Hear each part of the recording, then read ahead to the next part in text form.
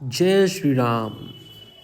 तो मर्यादा पुरुषोत्तम भगवान श्री राम की नगरी अयोध्या भारत ही नहीं बल्कि संपूर्ण विश्व में बसे हिंदुओं के लिए पवित्र तीर्थ माना जाता है।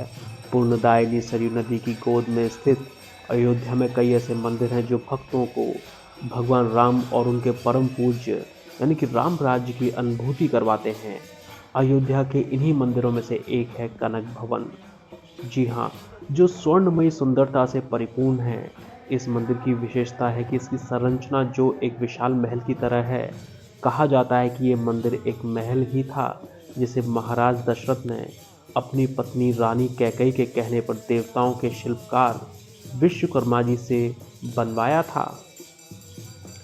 तो कहानी कुछ इस प्रकार है कि माता सीता के विवाह के बाद भगवान राम के मन में एक विचार आया कि मिथिला से महाराज जनक के वैभव को छोड़कर आने वाली सीता के लिए अयोध्या में भी एक दिव्य महल होना चाहिए। भगवान राम के मन में ये विचार आते ही अयोध्या में रानी कैकेयी के स्वप्न में यानी कि सपने में एक स्वर्णिम महल दिखाई दिया। इसके बाद रानी कैकेयी ने महाराज दशरथ से अपने सपने की इच्छा के अनुसार एक सुंदर महल बनवाने की इच्छा जाहिर की। रानी कैकेयी की इच्छा के बाद महाराज दशरथ ने देव शिल्पी विश्वकर्मा को बुलाकर रानी कैकेयी के कहे जाने के अनुसार एक महल का निर्माण करवाया। जब माता सीता अयोध्या आई तब रानी कैकेयी ने उन्हें यह महल मुंह दिखाई में दिया था दोस्तों। जी हाँ, और कहा जाता है कि द्वापर में भी श्री कृष्ण अपनी पत्नी रुक्मिणी के साथ अयोध्या आए थे। अयोध्या दर्शन के दौरान जब श्री कृष्ण कनक भवन यानी कि इस भवन में पहुंचे तो उन्होंने इस भवन की जर्जर हालत देखी। अपनी दिव्य दृष्टि से श्री कृष्ण ने ये क्षण भर में जान लिया कि ये स्थान कनक भवन है जहाँ प्रभु श्री राम माँ सीता रहा करते थे। उन्होंने अपने योग बल से श्री सीताराम की मूर्तियों को प्रकट कर इसी स्थान पर स्थापित किया। लेकिन कालांतर युग परिवर्तन और बहुत सारी चीज़ें ऐसी हुई कि बहुत बहुत से ऐसे चीज़ें हैं जिनका द्वापर और त्रेता से चीज़ें नहीं मिलती हैं। लेकिन कहा जाता है कि इस भवन का जो जीर्णोद्धार है वो अनेकों बार हो चुका है। सबसे पहले श्री राम के पुत्र कुश ने इस महल का जीर्णोद्धार करवाया था और उनकी मूर्तियां स्थापित करवाई। इसके बाद श्री कृष्ण ने इसका पुनः निर्माण किया और आधुनिक भारत के इतिहास में आज से 2 से 2,500 साल पहले चक्रवर्ती सम्राट महाराजा विक्रमादित्य और समुद्रगुप्त द्वारा भी कनक महल के जीर्णोद्धार की जानकारी मिलती है। और प्रेजेंट में यानी कि वर्तमान में महल का जो स्वरूप है वो 1891 में ओरछा के राजा सवाई प्रताप सिंह की पत्नी महारानी वृषभान जी के द्वारा निर्मित कराया गया है। तो दोस्तों ये है कनक भवन, जहाँ कहा जाता है कि आज भी भक्तों को अनुभूति होती है कि माँ सीता प्रभु श्री राम के साथ इस यहाँ के आंगन में विचरण करते हैं यानी कि घूमते हैं।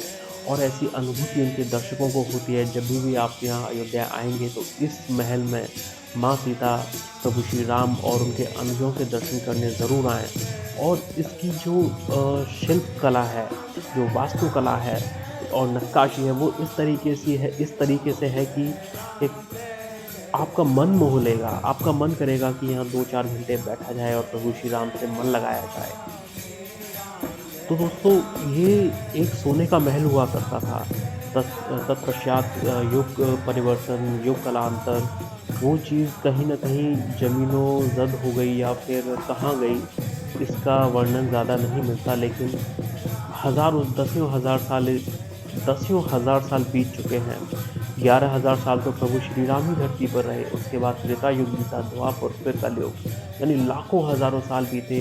तो लाखों हज़ारों साल कोई भी इमारत रहती नहीं है, तो समय समय पर इसका जीर्णोद्धार प्रभु श्री राम के चाहने वालों ने, उनके भक्तों ने कराया। तो ये वही आंगन, वही प्रांगण है जहाँ भक्तों को अनुभूति होती है कि उनके प्रभु श्री राम यहाँ विचरण करते हैं माँ सीता के साथ। और यहाँ जब भी आप आएँ तो हाथ में माला झूली लेकर आंखें बंद करके ध्यान में बैठे तो आपको भी अनुभूति होगी। तो मंदिर के गर्भगृह की ओर हम चलते हैं जिसमें भगवान श्री राम, माता सीता, अनुज यानी कि लक्ष्मण, भरत, शत्रुघ्न सहित विराजमान हैं।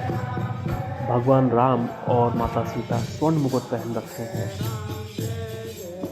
इस मंदिर की विशेषता ये है कि ये महल इतना ज़्यादा सुंदर प्रतीत होता है कि आपका मन कभी भर ही नहीं सकता इसको निहारने से। और इसका एक एक कोना वैभव और संपन्नता की कहानी बताता है। ये इतना ज़्यादा संपन्न है कि आप समझ ही नहीं सकते कि ऐसा क्यों है। कहा जाता है कि मंदिर के प्रांगण में बैठे रहने पर किसी प्रकार की कोई चिंता मन में नहीं रहती। ये बात सत्य है। आप जब भी शाम के टाइम जाएंगे और यहाँ बैठेंगे तो ये हमारे प्रभु श्री राम है, माँ सीता के साथ और उनके अनुजों के साथ।